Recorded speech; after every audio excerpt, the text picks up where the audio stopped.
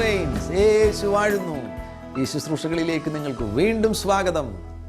ഇന്ന് ഞാൻ നിങ്ങളുമായി പങ്കുവയ്ക്കുവാൻ ആഗ്രഹിക്കുന്ന ആലോചനകൾ ആന്തരിക സൗഖ്യവുമായി ബന്ധപ്പെട്ട ആലോചനകളാണ്.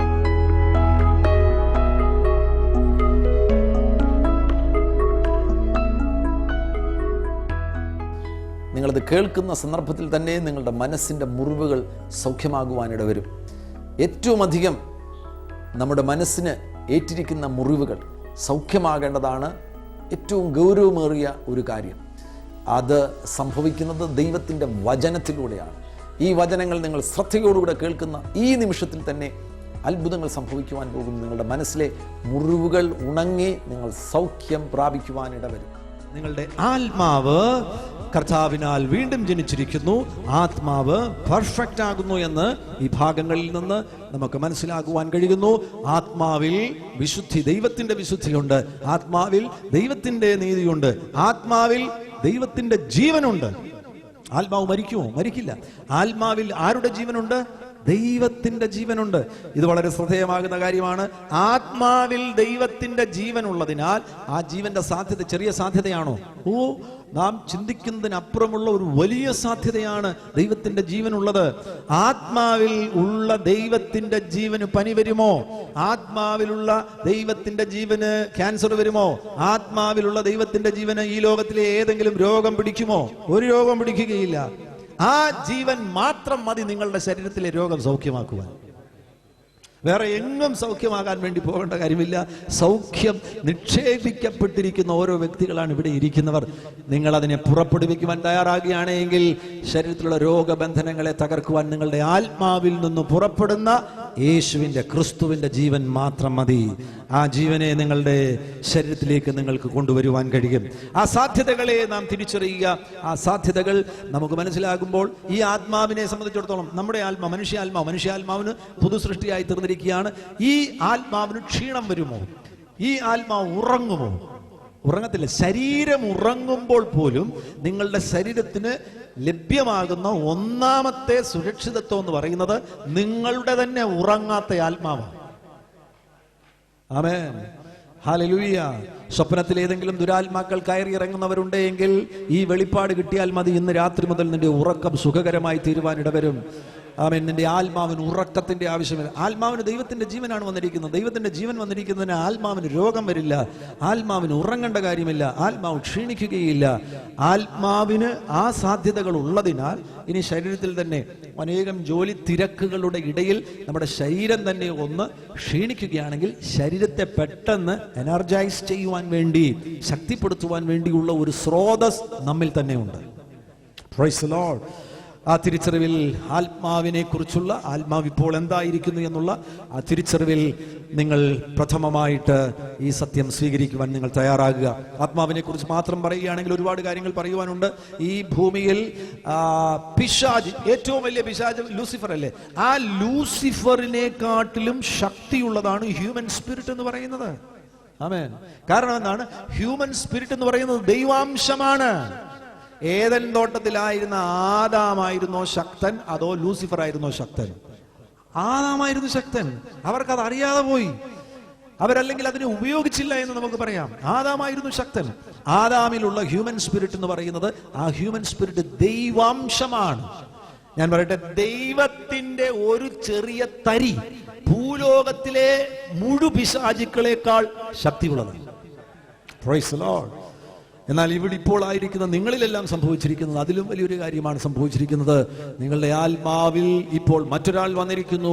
ഹോളി സ്പിരിറ്റ് നിങ്ങളുടെ ആത്മാവിൽ വന്നിരിക്കുകയാണ്. പരിശുദ്ധാത്മാവ് നിങ്ങളുടെ ആത്മാവിൽ വന്നിരിക്കുകയാണ്. പരിശുദ്ധാത്മാവ് വന്ന് പരിശുദ്ധാത്മാവിന്റെ ഡ്വെല്ലിംഗ് പ്ലേസ് ആയിട്ട്, റിസൈഡിംഗ് പ്ലേസ് ആയിട്ട് നിങ്ങളുടെ ആത്മാവ് മാറിയിരിക്കുന്നു. ആ ഒരു വലിയ അത്ഭുതം നിങ്ങളിൽ സംഭവിച്ചിരിക്കുന്നു. അങ്ങനെ വരുമ്പോൾ നിങ്ങളുടെ സാധ്യത വലിയ സാധ്യതയാണ്. ഈ ലോകത്തിലെ ഒരു പിശാചിനും അടുക്കുവാൻ കഴിയാത്ത നിലയിലുള്ളൊരു സാധ്യത നമുക്കുണ്ട്. പക്ഷേ വളരെ വിരളമായിട്ടുള്ള ദൈവമക്കൾ മാത്രമേ ആ സാധ്യതയെ പ്രയോജനപ്പെടുത്തുന്നുള്ളൂ. ബാക്കിയുള്ളവരെല്ലാം പിശാചിനെ കുറിച്ചുള്ള ഭയത്തിൽ, മന്ത്രവാദത്തെ കുറിച്ചുള്ള ഭയത്തിൽ, വരാൻ പോകുന്ന രോഗത്തെ കുറിച്ചുള്ള ഭയത്തിൽ ജീവിക്കുന്നവരാണ്. എന്നാൽ ഈ വചനം നിങ്ങൾക്ക് വെളിപ്പെട്ട് കിട്ടുമ്പോൾ നിങ്ങൾക്ക് അതിൽ നിന്ന് പുറത്തു വരുവാൻ കഴിയും. നിങ്ങളുടെ ആത്മാവിൽ 3 കാര്യങ്ങളുണ്ട്. ആത്മാവിൽ കോൺഷ്യൻസ്, മനസാക്ഷി. നിങ്ങളുടെ മനസാക്ഷി ആത്മാവിലാകുന്നു. ആത്മാവിൽ മറ്റൊരു കാര്യം ഇൻറ്റ്യൂഷൻ എന്ന് പറയുന്ന ഒരു കാര്യമുണ്ട്. എന്താണ് ഇൻറ്റ്യൂഷൻ എന്ന് പറയുന്നത്? ഇൻറ്റ്യൂഷനെ നിർവചിച്ചിരിക്കുന്നത്, ഇൻറ്റ്യൂഷൻ എന്ന് പറയുന്നത് അതിൻ്റെ നിങ്ങൾ കാണുന്നില്ല, നിങ്ങൾ കേൾക്കുന്നില്ല, നിങ്ങൾ സ്പർശിക്കുന്നില്ല, പക്ഷെ നിങ്ങൾക്ക് അറിയാം. അതാണ് ഇൻറ്റ്യൂഷൻ എന്ന് പറയുന്നത്. ചില കാര്യങ്ങളെക്കുറിച്ച് നിങ്ങൾക്ക് ഇൻറ്റ്യൂഷൻ ഉണ്ടാകും. ആമേൻ. നിങ്ങളത് കാണുന്നില്ല, നിങ്ങൾ തൊടുന്നില്ല, നിങ്ങൾ അതിനെ രുചിക്കുന്നില്ല, പക്ഷെ നിങ്ങൾക്കത് അറിയാം. അതാണ് ഇൻറ്റ്യൂഷൻ. നിങ്ങളുടെ സ്പിരിറ്റിന് ഇൻറ്റ്യൂഷൻ ഉണ്ട്. നിങ്ങളുടെ സ്പിരിറ്റിൽ ഒരു കമ്മ്യൂണിയൻ ഉണ്ട്. ആരുമായിട്ടുള്ള കമ്മ്യൂണിയനാണ്? ദൈവവുമായിട്ടുള്ള കമ്മ്യൂണിയനാണ്. അപ്പോൾ ശരിയായ ആരാധന എവിടെ നിന്നാണ് ഉയരുന്നത്? നമ്മുടെ ആത്മാവിൽ നിന്നാണ് ഉയരുന്നത്. ദൈവവുമായിട്ടുള്ള കമ്മ്യൂണിക്കേഷൻ നടക്കുന്നത് ശരീരത്തിലൂടെയാണോ, ബുദ്ധിയിലൂടെയാണോ? അല്ല, നമ്മുടെ ആത്മാവിലൂടെയാണ് ദൈവവുമായിട്ടുള്ള കമ്മ്യൂണിക്കേഷൻ നടക്കുന്നത്. എങ്ങനെയാണ് നിങ്ങൾ ദൈവത്തെ അറിഞ്ഞത്? ദൈവത്തെ അറിയുവാനും നിങ്ങളുടെ ആത്മാവിനെ ദൈവം സജീവമാക്കി. അങ്ങനെയാണ് നിങ്ങൾക്ക് ദൈവത്തെ അറിയുവാൻ കഴിഞ്ഞത്. നിങ്ങളുടെ ആത്മാവിൽ നിങ്ങളുടെ മനസ്സാക്ഷിയുണ്ട്, നിങ്ങളുടെ ആത്മാവിൽ നിങ്ങൾക്ക് ഇൻറ്റ്യൂഷൻ ഉണ്ട്, നിങ്ങളുടെ ആത്മാവിൽ നിങ്ങൾക്ക് കമ്മ്യൂണിയൻ ഉണ്ട്. ചേർന്ന് പറയുക: മനസ്സാക്ഷി, ഇൻറ്റ്യൂഷൻ, കമ്മ്യൂണിയൻ. ആമേൻ. നിങ്ങൾ ആ കമ്മ്യൂണിയൻ ഉള്ളത് കൊണ്ട് നിങ്ങൾക്ക് നിരന്തരമായി ആശയവിനിമയം നടത്തുവാൻ കഴിയും. ആരോട്?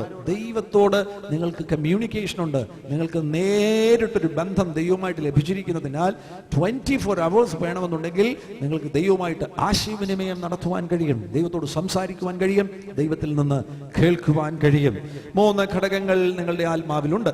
അടുത്ത പ്രധാനപ്പെട്ട മേഖല, നാം ഏറ്റവും അധികം ചർച്ച ചെയ്യുവാൻ പോകുന്ന മേഖല നമ്മുടെ പ്രാണന്റെ മേഖലയാണ്. നമ്മുടെ സോൾ. അതിന് മൂലഭാഷയിൽ സുഖെ എന്ന വാക്ക് ഉപയോഗിച്ചിരിക്കുന്നു, ഇംഗ്ലീഷിൽ സോൾ എന്ന വാക്ക് ഉപയോഗിച്ചിരിക്കുന്നു, മലയാളത്തിൽ പ്രാണൻ എന്ന വാക്ക് ഉപയോഗിച്ചിരിക്കുന്നു.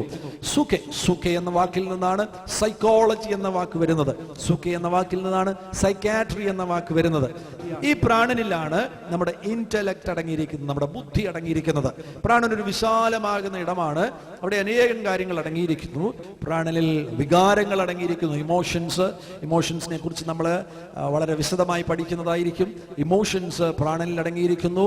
നിങ്ങളുടെ ഇമാജിനേഷൻ, സങ്കല്പങ്ങൾ, നിങ്ങൾക്ക് സങ്കല്പിക്കുവാൻ കഴിയും. ഇമാജിനേഷൻസ് നിങ്ങളുടെ പ്രാണനിലാണ് അടങ്ങിയിരിക്കുന്നത്. നിങ്ങൾക്ക് വിൽ പവർ ഉണ്ട്. നിങ്ങളുടെ വിൽ പ്രാണനിലാണ് അടങ്ങിയിരിക്കുന്നത്. നിങ്ങളുടെ മൈൻഡ് എന്ന് പറയുന്ന ഡിപ്പാർട്ട്മെന്റ് നിങ്ങളുടെ പ്രാണനിലാണ് അടങ്ങിയിരിക്കുന്നത്. നിങ്ങളുടെ മോട്ടിവേഷൻസ്, അഭിപ്രേരണ, അത് നിങ്ങളുടെ പ്രാണനിലാണ് അടങ്ങിയിരിക്കുന്നത്. നിങ്ങളുടെ പേഴ്സണാലിറ്റി, വ്യക്തിത്വം നിങ്ങളുടെ പ്രാണനുമായി വളരെ ബന്ധപ്പെട്ടിരിക്കുന്നു. നിങ്ങളുടെ ക്രിയേറ്റിവിറ്റി നിങ്ങളുടെ പ്രാണനുമായി ബന്ധപ്പെട്ടിരിക്കുന്നു. നിങ്ങൾക്ക് എല്ലാവർക്കും ഓർമ്മകളുണ്ട്.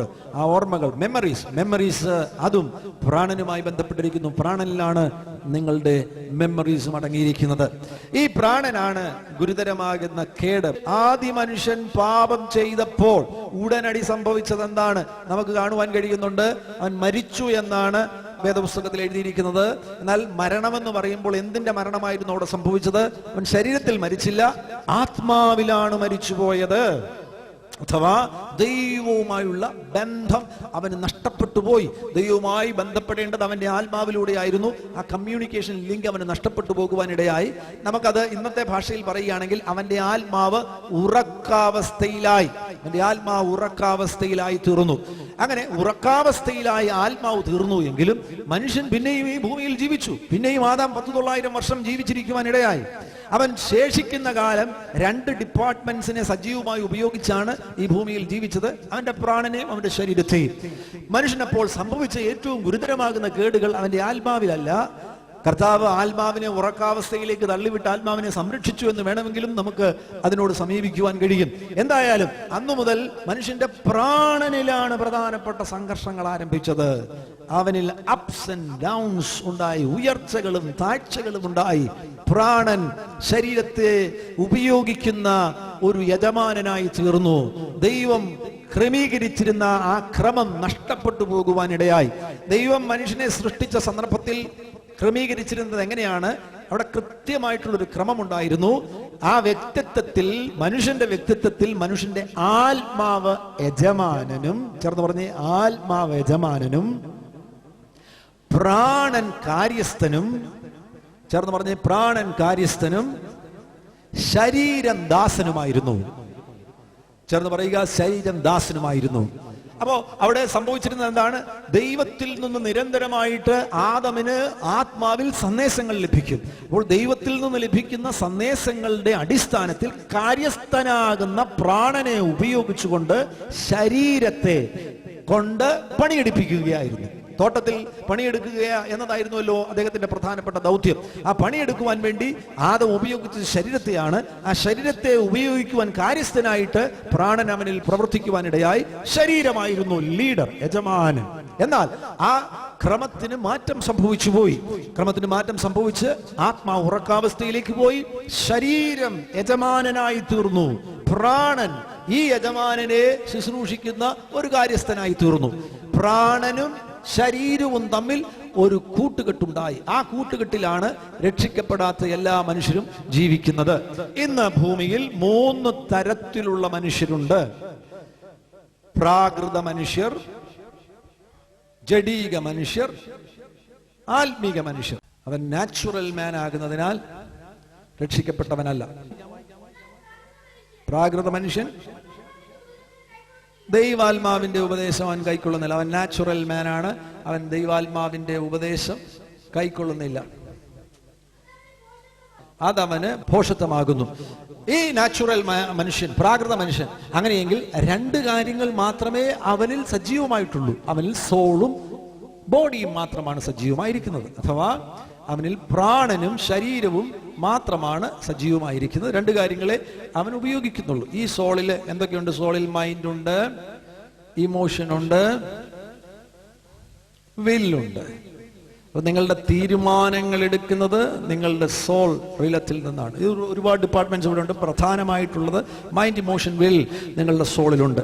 ഈ സോളും അവന്റെ ശരീരവും, ഈ ബോഡി എന്ന് പറയുന്ന ബോഡി, 3 കാര്യങ്ങൾ ബോഡിയിലുണ്ട്. ബോഡിയിൽ എന്തൊക്കെയുണ്ട്? ബോഡിയിൽ ഫ്ലഷ് ഉണ്ട്, ഫ്ലഷ് ബോഡിയിലുണ്ട്. ബ്ലഡ് ഉണ്ട്. ബോഡിക്ക് എന്തൊക്കെയുണ്ട്? ഫ്ലഷ്, ബ്ലഡ്, ബോൺസ് ഉണ്ട്. 3 കാര്യങ്ങളുണ്ട്. Flesh, blood, bones. ഈ 3 കാര്യങ്ങൾ, ഈ 2 കാര്യങ്ങൾ അങ്ങോട്ടും ഇങ്ങോട്ടും, ഇതിനെ അങ്ങോട്ടും ഇങ്ങോട്ടും ഉപയോഗിച്ചാണ് ഒരു പ്രാകൃത മനുഷ്യൻ, നാച്ചുറൽ മാൻ ജീവിക്കുന്നത്. ഈ നാച്ചുറൽ മാന്റെ അവന് എനർജി വേണമെന്നുണ്ടെങ്കിൽ ഈ സോൾ, മൈൻഡ്, ഇമോഷൻ, വെല്ലിൽ നിന്ന് സ്വീകരിച്ചതിന് ശേഷം ബോഡിയെ ഉപയോഗിക്കുന്നു. തിരിച്ച് ബോഡിയിലൂടെ ഇവൻ സുഖങ്ങൾ, ഈ പ്രാണന് വേണ്ട സുഖങ്ങളെ ഇവൻ ബോഡിയിലൂടെ കൊടുക്കും. അങ്ങോട്ടും ഇങ്ങോട്ടുമുള്ള ഈ ഒരു അഡ്ജസ്റ്റ്മെന്റിലാണ് നാച്ചുറൽ മനുഷ്യൻ ഈ ഭൂമിയിൽ ജീവിക്കുന്നത്. നാച്ചുറൽ മനുഷ്യന്റെ ആത്മാവ് ഉറക്കാവസ്ഥയിലാകുന്നു. 2ാമത്തെ കൂട്ടരാണ് ജഡീകരെന്ന് പറയുന്നത്, കാണൽ ആയിട്ടുള്ളവർ. കാണൽ ആയിട്ടുള്ളവർ എന്താണ് ഈ കാണൽ? ആത്മാവ് സജീവമാണെങ്കിൽ പോലും ആത്മാവിന്റെ നിയന്ത്രണത്തിൽ, ആത്മാവിന്റെ നേതൃത്വത്തിലല്ല അവരുടെ വ്യക്തിപരമാകുന്ന ജീവിതം ഇപ്പോൾ ആയിരിക്കുന്നത്. നിങ്ങൾ ശ്രദ്ധിച്ചു കഴിഞ്ഞാൽ ഈ ഡയഗ്രത്തിൽ നിങ്ങൾക്ക് മനസ്സിലാകും. ഇപ്പോൾ ഈ സ്പിരിറ്റ് ഇതാണ് അവന്റെ ഹ്യൂമൻ സ്പിരിറ്റ്. അവൻ രക്ഷിക്കപ്പെട്ടു. അവന്റെ ഹ്യൂമൻ സ്പിരിറ്റിൽ ഇപ്പോൾ ഹോളി സ്പിരിറ്റ് വന്നു കഴിഞ്ഞു. ഹോളി സ്പിരിറ്റ് വന്നു കഴിഞ്ഞിരിക്കുന്നതിനാൽ ഹ്യൂമൻ സ്പിരിറ്റിൽ ഇപ്പോൾ ഹോളി സ്പിരിറ്റിന്റെ സാന്നിധ്യമുണ്ട്, ദൈവത്തിന്റെ ജീവനുണ്ട്, നീതിയുണ്ട്, വിശുദ്ധിയുണ്ട്. അങ്ങനെ അവൻ അവിടെ ആയിരിക്കുന്നു. പക്ഷേ ഇവന്റെ സോളിന് ഒരു ഡോമിനേഷൻ ഉണ്ട് ഇതിനകത്ത്. ഇവൻ ഇപ്പോഴും ഇവന്റെ സോൾ, മൈൻഡ്, ഇമോഷൻ, വിൽ, ഈ 3 കാര്യങ്ങൾ ഈ സോൾ റിലം നോക്കി, ഇവന്റെ വ്യക്തിത്വത്തിന്റെ ഹാഫ് പോർഷൻ ഇവന്റെ സോൾ റിലത്തിലാണ് ഇപ്പോൾ ഇരിക്കുന്നത്. ഇതിവിടെ ബോഡി ഇവിടെ ആയിരിക്കുന്നു. ഇവിടെ ബോഡി ആയിരിക്കുന്നു.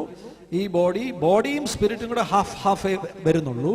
ബാക്കി ഓൾമോസ്റ്റ് ഹാഫ്, ഇത് കാൽഭാഗം ബോഡിയും സ്പിരിറ്റും വരുന്നു. പക്ഷേ അവന്റെ വ്യക്തിത്വത്തിന്റെ ഹാഫ് പോർഷൻ, അവന്റെ ജീവിതത്തിന്റെ തീരുമാനങ്ങൾ, കാര്യങ്ങൾ, ഇതെല്ലാം ഇവൻ സോളാണ് അവനിൽ ഇപ്പോൾ ഒരു നായക സ്ഥാനത്ത് നിൽക്കുന്നത്. സ്പിരിറ്റ് ജീവനുണ്ടെങ്കിൽ പോലും സ്പിരിറ്റ് നായക സ്ഥാനത്തല്ല. സ്പിരിറ്റ് നായകസ്ഥാനത്തല്ലാത്തതിനാൽ ഈ വ്യക്തികൾ സോൾ ഡോമിനേറ്റ് ചെയ്താൽ സോളും ബോഡിയും തമ്മിലുള്ള കൂട്ടുകെട്ട് പിന്നെയും ഇവിടെ തുടരും. സോളും ബോഡിയും തമ്മിലുള്ള കൂട്ടുകെട്ട് ഇവിടെ തുടരുന്നതിനാൽ ഇവരെ സംബന്ധിച്ചിടത്തോളം എനർജി കിട്ടുവാൻ വേണ്ടി, വർക്ക് ചെയ്യാനുള്ള എനർജി കിട്ടുവാൻ വേണ്ടി സോളിൽ നിന്ന് അല്ലെങ്കിൽ ബോഡിയിൽ നിന്ന് അങ്ങോട്ടും ഇങ്ങോട്ടുമുള്ള ഈ ഒരു ലിങ്കാണ് പ്രധാനമായിട്ടും ഇവിടെ സംഭവിക്കുന്നത്. ഇവർ രണ്ടുപേരും കൂടാണ് കൂട്ടുകെട്ടുണ്ടാക്കിയിരിക്കുന്നത്. ബോഡിയും സോളും കൂടെ കൂട്ടുകെട്ടുണ്ടാക്കിയിരിക്കുന്നതിനാൽ സ്പിരിറ്റ് ഉണ്ടെങ്കിൽ പോലും സ്പിരിറ്റ് ഷ്രിങ്ക് ചെയ്തിരിക്കുകയാണ്. സ്പിരിറ്റ് നിഗ്ലക്റ്റഡ് ആണ്. സ്പിരിറ്റിന്റെ നായകത്വത്തിലല്ല, സ്പിരിറ്റിന്റെ നേതൃത്വത്തിലല്ല ആ വ്യക്തിയിൽ കാര്യങ്ങൾ നടക്കുന്നത്. അതാണ് ഇവിടുത്തെ ഗുരുതരമാകുന്ന പ്രശ്നം എന്ന് പറയുന്നത്. അതിനാൽ സോളും ബോഡിയും കൂടെ ചേർന്ന് നിന്ന് കഴിഞ്ഞാൽ ഒരു പ്രശ്നമുണ്ട്. ഈ ആള് രക്ഷിക്കപ്പെട്ടുവെങ്കിലും ഇപ്പോഴും അൺറീജനറേറ്റഡ് ആയിട്ടുള്ള അഥവാ വീണ്ടെടുക്കപ്പെടാത്ത രീതികൾ ഈ വ്യക്തിയിലൂടെ പുറപ്പെടുവാനിട വരും.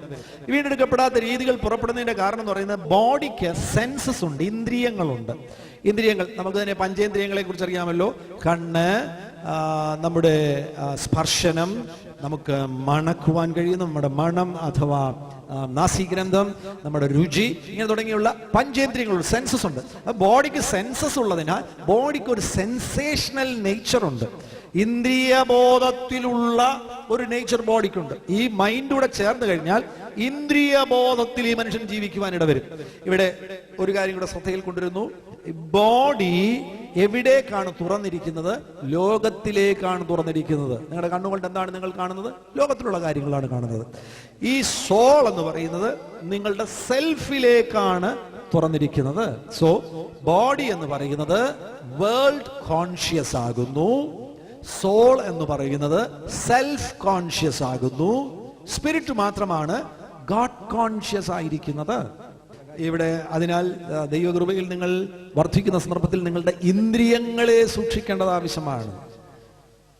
നമ്മുടെ കണ്ണുകൊണ്ട് കാണുന്നതെല്ലാം കാണാൻ വേണ്ടിയുള്ളവരല്ല നമ്മൾ. നമുക്ക് ആ മേഖലയിൽ കർത്താവിൽ ആശ്രയിക്കാൻ നമ്മുടെ കണ്ണ് ശുദ്ധീകരിക്കപ്പെടുവാനിട വരും. ആമേൻ. കർത്താവ് കാണുന്നത് പോലെ കാണുവാൻ തക്കവണ്ണം നമ്മുടെ കണ്ണ് ശുദ്ധീകരിക്കപ്പെടുവാനിട വരും. ഇന്ദ്രിയങ്ങൾ എല്ലാ മേഖലയും, ഇന്ദ്രിയങ്ങൾ, കണ്ണ്, സ്പർശനം, രുചി, ഈ മേഖലയിലെല്ലാം നമുക്ക് യേശുവിനാൽ മാറ്റങ്ങൾ സംഭവിക്കും, നിയന്ത്രണങ്ങൾ നമുക്ക് ലഭ്യമാണ്. അപ്പോൾ നാച്ചുറൽ മാൻ, കാർണൽ മാൻ. മൂന്നാമത്തെ കൂട്ടരാണ് സ്പിരിച്വൽ. സ്പിരിച്വലിന്റെ പ്രത്യേകത എന്താണ്? സ്പിരിച്വൽ, ഈ കണക്ക് വെച്ച് നമ്മൾ സ്പിരിച്വലിനെ പഠിക്കുമ്പോൾ സ്പിരിച്വലിനെ നമുക്ക് എങ്ങനെ ഡിവൈഡ് ചെയ്യാൻ കഴിയും? സ്പിരിച്വലിനെ നമുക്ക് ഇങ്ങനെ ഡിവൈഡ് ചെയ്യാൻ കഴിയും.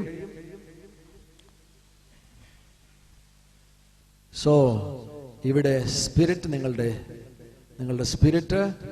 സ്പിരിറ്റിൽ ഹോളി സ്പിരിറ്റ് ഉണ്ട്. നിങ്ങളുടെ വ്യക്തിത്വത്തിന്റെ, ഇതൊരു നമ്മുടെ അറിവിന് വേണ്ടിയാണ് ഈ പടം പോലെയൊന്നുമല്ല കാര്യങ്ങൾ.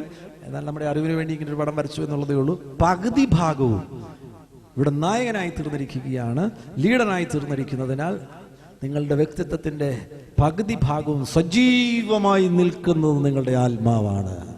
ഈ ആത്മാവിൽ നിന്ന് ഊർജം പുറപ്പെട്ട് സോൾ റിലത്തിൽ ഇമോഷൻ വിൽ തുടങ്ങിയുള്ള കാര്യങ്ങൾ ഇവിടെ ഈ സ്പിരിറ്റിൽ നിന്ന് ഊർജം പുറപ്പെട്ട് സോളിലൂടെ പുറപ്പെട്ട് അത് ബോഡിയിൽ വന്നിട്ട് ബോഡി എന്തായി തീരുകയാണ്? ദൈവരാജ്യത്തിൽ നീതിയുടെ അവയവങ്ങളായി പ്രയോജനമുള്ളതായി തീരുന്നു. Price the Lord, hallelujah. ഇവനാണ് ആത്മീകൻ എന്ന് പറയുന്നത്, സ്പിരിച്വൽ മാൻ എന്ന് പറയുന്നത്. കാർണൽ മാൻ, നാച്ചുറൽ മാൻ, സ്പിരിച്വൽ മാൻ. ആത്മീക മനുഷ്യന്റെ പ്രത്യേകത വളരെ സിമ്പിളാണ്. നിങ്ങളുടെ ഹ്യൂമൻ സ്പിരിറ്റ് പരിശുദ്ധാത്മാവിന്റെ സഹായത്തോടുകൂടെ നിങ്ങളുടെ വ്യക്തിത്വത്തിൽ ലീഡറായിത്തീരുന്നു, നായകനായിത്തീരുന്നു, യജമാനനായിത്തീരുന്നു. ആ യജമാനൻ പറയുന്ന കാര്യങ്ങൾ അനുസരിക്കുന്ന സ്റ്റുവാർഡായിട്ട് പ്രാണൻ തീരുന്നു. ആ സ്റ്റുവാർഡ് ഈ ശരീരത്തെ ദൈവരാജ്യ മഹിമയ്ക്ക് വേണ്ടി ഉപയോഗിക്കുന്നു. അതാണ് ആത്മീകന്റെ പ്രത്യേകത. നോക്കുക, 3 നിലയിലുള്ള മനുഷ്യരുണ്ട്: നാച്ചുറൽ മാൻ, കാർണൽ മാൻ, സ്പിരിച്വൽ മാൻ. ആമേൻ. ഇതാണ് പ്രാണന്റെ മേഖലയെ കുറിച്ചുള്ള ഒരാമുഖം എന്ന് പറയുന്നത്. ഇത് മാത്രമല്ല, നമുക്ക് ഒരു ശരീരവുമുണ്ട്. ഈ ശരീരം എന്ന് പറയുന്നത് ഒരു വീടാണ്. ഈ വീട്ടിനകത്ത് ഈ ശരീരം 2 പേരെ പാർപ്പിച്ചിരിക്കുകയാണ്. നമ്മുടെ ആത്മാവിനെയും നമ്മുടെ പ്രാണനെയും പാർപ്പിച്ചിരിക്കുന്നു. ആത്മാവും പ്രാണനും പാർക്കുന്ന വീടാണ് നമ്മുടെ ശരീരം എന്ന് പറയുന്നത്. ശരീരം എന്തൊക്കെ ചേർന്നതാണ്? അസ്ഥി, രക്തം, മാംസം. എന്തൊക്കെ ചേർന്നതാണ്? അസ്ഥി, രക്തം, മാംസം. ഈ 3 ഘടകങ്ങൾ ചേരുന്നതാണ് നമ്മുടെ ശരീരം എന്ന് പറയുന്നത്. ഈ ശരീരം നമ്മുടെ ആത്മാവിൻ്റെയും പ്രാണന്റെയും വീടാകുന്നു. ഇപ്പോൾ നമുക്ക് മറ്റൊരു വലിയ പദവി കൂടെ ലഭിച്ചിരിക്കുകയാണ്. ഈ ശരീരം പരിശുദ്ധാത്മാവിന്റെ മന്ദിരമാകുന്നു. ഇത് പരിശുദ്ധാത്മാവിന്റെ വീടുമായി തീർന്നിരിക്കുകയാണ്.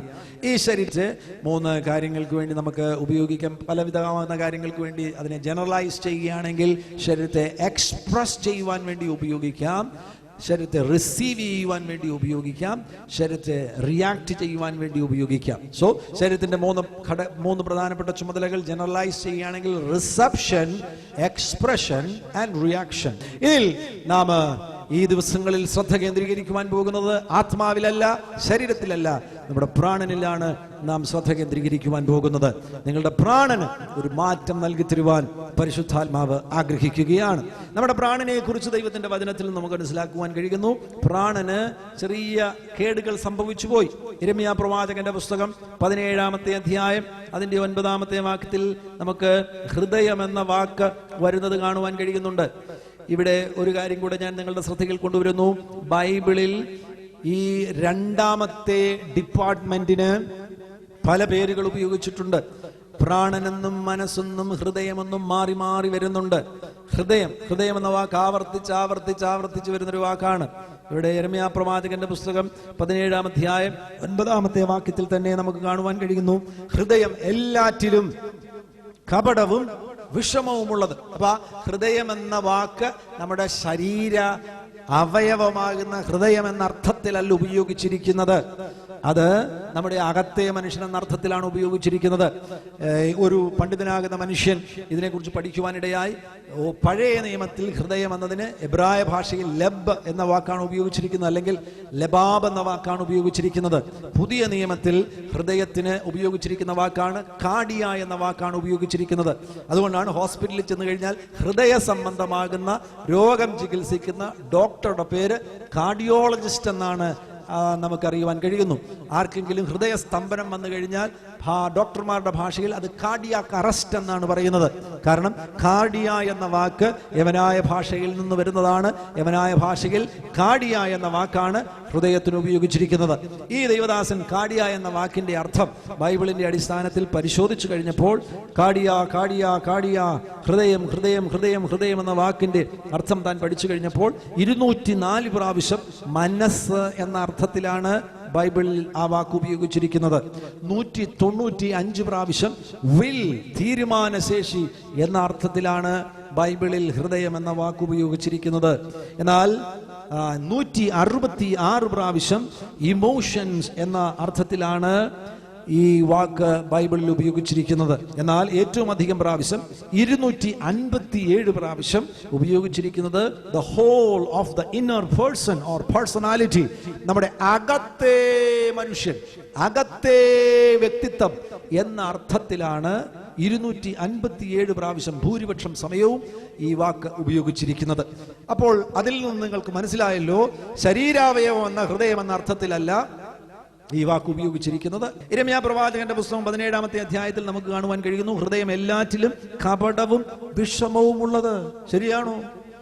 അങ്ങനെ തന്നെ ആകുന്നു എന്ന് നമുക്ക് അനുഭവത്തിൽ നിന്ന് മനസ്സിലാക്കുവാൻ കഴിയുന്നു. അത് ആരാഞ്ഞറിഞ്ഞവനാർ. ഇവിടെ ഹൃദയത്തിന്റെ ഒരു പ്രത്യേകത, നമ്മുടെ അകത്തെ മനുഷ്യന്റെ ഒരു പ്രത്യേകത ഇവിടെ രേഖപ്പെടുത്തിയിരിക്കുകയാണ്. നമ്മുടെ ഹൃദയം ആരാഞ്ഞറിഞ്ഞവനാർ. നമുക്ക് പോലും നമ്മുടെ ഉള്ളിൽ നടക്കുന്ന കാര്യം തിരിച്ചറിയാൻ കഴിയുന്നില്ല. നിങ്ങളിൽ ചിലരൊക്കെ ചിന്തിക്കാറില്ലേ, ചില സമയത്തൊക്കെ നിങ്ങൾ ബിഹേവ് ചെയ്യുന്നത് കാണുമ്പോൾ നിങ്ങൾ ചിന്തിക്കും, ഇത് എവിടെ നിന്നാ എന്നിൽ വരുന്നത്? നിങ്ങൾക്ക് അതിന്റെ പേര് കണ്ടെത്തുവാൻ കഴിയുന്നില്ല. അഥവാ വ്യക്തം നമുക്ക് പോലും നമ്മെ ഇതുവരെ മനസ്സിലായിട്ടില്ല. നിങ്ങളിപ്പോൾ ഇവിടെ ഇരിക്കുന്നു, ഞാൻ നിങ്ങളുടെ നടുവിൽ പ്രസംഗിക്കുന്നു. നിങ്ങൾക്ക് എൻ്റെ മനസ്സിൽ നടക്കുന്ന എന്താണ് എന്ന് പറയാൻ കഴിയത്തില്ല.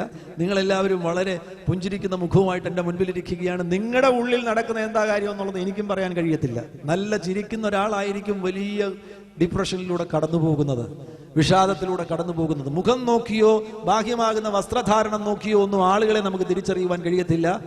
ആ വ്യക്തിക്ക് പോലും ആ വ്യക്തിയുടെ ഉള്ളിൽ നടക്കുന്നത് എന്താണ് എന്ന് തിരിച്ചറിയുവാൻ കഴിയാത്ത നിലയിലുള്ള വളരെ ദുരൂഹതകൾ നിറഞ്ഞ ഒരിടമാണ് മനസ്സെന്ന് പറയുന്നത്. എന്നാൽ ഇവിടെ പറഞ്ഞിട്ടുണ്ട്, കർത്താവ് ഇതെല്ലാം യഹോവയാകുന്ന ഞാൻ ഹൃദയത്തെ ശോധന ചെയ്ത്, നിങ്ങൾക്ക് നിങ്ങളുടെ ഹൃദയത്തെ മനസ്സിലായില്ലെങ്കിൽ പോലും ആർക്ക് നിങ്ങളുടെ ഹൃദയത്തെ നന്നായിട്ട് അറിയാം? യേശുവിന് നിങ്ങളുടെ ഹൃദയത്തെ നന്നായിട്ട് അറിയാം. Price the Lord. എബ്രായ ലേഖനം 4-ാം അധ്യായം 12-ാമത്തെ വാക്യം നമുക്കറിയാവുന്ന വാക്യമാണ്. അവിടെ ഇങ്ങനെ രേഖപ്പെടുത്തിയിരിക്കുന്നു, ദൈവത്തിന്റെ വചനം ജീവനും ചൈതന്യവുമുള്ളതായി ഇരുവായ്ത്തലയുള്ള ഏതു വാളിനേക്കാളും മൂർച്ചയേറിയതും. നോക്കൂ, അവിടെ ട്രിക്കോട്ടമി നമുക്ക് കാണുവാൻ കഴിയുന്നു. പ്രാണനെയും ആത്മാവിനെയും സന്ധിപഞ്ചകൾ, ശരീരത്തെയും ഡിവൈഡ് ചെയ്യുക. വേർപിടിക്കുക എന്ന് പറഞ്ഞാൽ ഡിവൈഡ് ചെയ്യുക. വേർപിടിക്കും വരെയും തുളച്ചു ചെല്ലുന്നതുമാകുന്നു. മാത്രവുമല്ല, അവിടെ ദൈവവചനത്തെ കുറിച്ച് പറഞ്ഞിരിക്കുന്നത്, അവന് മറഞ്ഞിരിക്കുന്ന ഒരു സൃഷ്ടിയുമില്ല. ആർക്ക്? വചനത്തിന് മറഞ്ഞിരിക്കുന്ന ഒരു സൃഷ്ടിയുമില്ല. സകലവും വചനത്തിന്റെ മുൻപിൽ എന്തായിട്ട് കിടക്കുകയാണ്? നഗ്നവും മലർന്നതുമായി കിടക്കുന്നു. Price the Lord. ആ ഒന്നും അറിയത്തില്ലെങ്കിൽ പോലും ചിലപ്പോൾ ഇവിടെ നിന്ന് ശുശ്രൂഷിക്കുന്ന ദൈവദാസന്മാർ പറയുന്നത് നിങ്ങളുടെ ചരിത്രമായിരിക്കും. നിങ്ങൾ അത്ഭുതപ്പെട്ടേക്കും, ഇതെങ്ങനെയാ അദ്ദേഹത്തിന് മനസ്സിലായത്? അദ്ദേഹത്തിന് മനസ്സിലായതൊന്നുമല്ല, അദ്ദേഹം പറയുന്നത് ദൈവത്തിന്റെ വചനമാണ്. വചനത്തിന് മറഞ്ഞു കിടക്കുന്ന ഒരു സൃഷ്ടിയുമില്ല. ആ വചനം ചെയ്യുമ്പോൾ, വചനം ഒരാളിൽ ക്രിയ ചെയ്യുമ്പോൾ, അവിടെ രേഖപ്പെടുത്തിയിരിക്കുന്ന വചനം എന്ത് ചെയ്യും? ഒരു വ്യക്തിയിലെ പ്രാണനെയും ആത്മാവിനെയും ശരീരത്തെയും ഡിവൈഡ് ചെയ്യുമെന്നാണ് എഴുതിയിരിക്കുന്നത്. ആ ഡിവിഷൻ നടക്കണം. ഈ രക്ഷിക്കപ്പെടാത്തവന്റെ ജീവിതത്തിലെ ഇത് കുഴഞ്ഞു മറിഞ്ഞു കിടക്കുക. അവന് പ്രാണൻ ഏതാണെന്ന് അറിയത്തില്ല, ശരീരം ഏതാണെന്ന് അറിയത്തില്ല, ആത്മാവ് ഏതാണെന്ന് അറിയത്തില്ല. ജഡീക മനുഷ്യന്റെ അവസ്ഥ അത് തന്നെയാണ്. അവനും കുഴഞ്ഞു മറിഞ്ഞു കിടക്കുകയാണ്. എന്നാൽ യഥാർത്ഥത്തിൽ ദൈവവചനം സ്വീകരിക്കുന്ന ഒരു ദൈവവൈതൽ കൃത്യമായിട്ട് അവൻ അറിയാം, ആത്മാവിൽ നിന്ന് വരുന്നത് എന്ത്, പ്രാണനിൽ നിന്ന് വരുന്നത് എന്ത്, ശരീരത്തിൽ നിന്ന് വരുന്നത് എന്ത്. കൃത്യം ഡിവിഷൻ നടന്നിരിക്കും. യാക്കോബിന്റെ ലേഖനത്തിൽ അതിന്റെ 1-ാമത്തെ അധ്യായം 21-ാമത്തെ വാക്യത്തിൽ നമുക്ക് കാണുവാൻ കഴിയുന്നുണ്ട്, ആകയാൽ എല്ലാ അഴുക്കും ദുഷ്ടതയുടെ ആധിക്യവും വിട്ട് നിങ്ങളുടെ ആത്മാക്കളെ എന്ന് മലയാളത്തിൽ രേഖപ്പെടുത്തിയിരിക്കുന്നു. നിങ്ങളത് തിരുത്തണം. നിങ്ങൾ അവിടെ മൂലഭാഷയിലേക്ക് പോവുകയാണെങ്കിൽ ആത്മാവെന്ന വാക്കല്ല വരുന്നത്, സോൾ എന്ന വാക്കാണ് വരുന്നത്. നിങ്ങളുടെ പ്രാണനെ രക്ഷിപ്പാൻ ശക്തിയുള്ളതും ഉൾനട്ടതുമായ വചനം സൗമ്യതയോടെ കൈക്കൊള്ളുവീൻ. പ്രാണന് മാറ്റം സംഭവിക്കുന്നത് എങ്ങനെയാണ്? ആന്തരിക സൗഖ്യം സംഭവിക്കുന്നത് ആരെങ്കിലും തലയെ കൈവച്ച് പ്രാർത്ഥിക്കുന്നത് കൊണ്ടല്ല. ഈ വചനമാണ് നിങ്ങളെ മാറ്റുന്നത്. നിങ്ങളുടെ മനസ്സിനെ മാറ്റുവാൻ പ്രാപ്തിയുള്ളത്, നിങ്ങളുടെ പ്രാണനെ നന്നാക്കുവാൻ പ്രാപ്തിയുള്ളത് വചനമാണ്. വചനം ആക്റ്റീവായി സജീവമായിട്ട് നിങ്ങളിൽ പ്രവർത്തിച്ചു തുടങ്ങുമ്പോൾ നിങ്ങളുടെ പ്രാണന് മാറ്റം സംഭവിക്കുവാനിടവരും. പ്രാണൻ രക്ഷപ്പെടുവാനിടവരും. പ്രാണൻ ദൈവത്തിന്റെ വചനപ്രകാരമായി തീരുവാനിടവരും.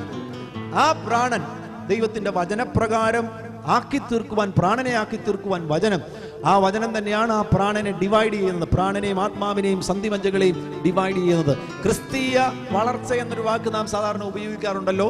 എന്തുമാകട്ടെ, അങ്ങനെ ഉപയോഗിച്ചില്ലെങ്കിലും കുഴപ്പമില്ല. എന്തായാലും നമുക്കറിയാം, നമ്മൾ രക്ഷിക്കപ്പെട്ടതിന് ശേഷം യേശുവിൽ നമ്മൾ മുന്നോട്ട് പോകുമ്പോൾ നമുക്ക് മാറ്റങ്ങൾ സംഭവിക്കുന്നുണ്ട്. ഈ മാറ്റങ്ങൾ വർദ്ധിച്ച അളവിൽ ആരിലാ സംഭവിക്കുന്നത്? ഡിവിഷൻ കൃത്യമായി നടക്കുന്നവരിലാണ്. നിങ്ങളുടെ മനസ്സുകളും നിങ്ങളുടെ ശരീരങ്ങളും സൗഖ്യമായിരിക്കുകയാണ്. ദൈവത്തിൻ്റെ അത്ഭുതങ്ങൾ നിങ്ങളിൽ സംഭവിച്ചിരിക്കുന്നു. ഞങ്ങളെ അറിയിക്കുവാൻ നിങ്ങൾ മനസ്സ് കാണിക്കണം. God bless you. ആമേൻ.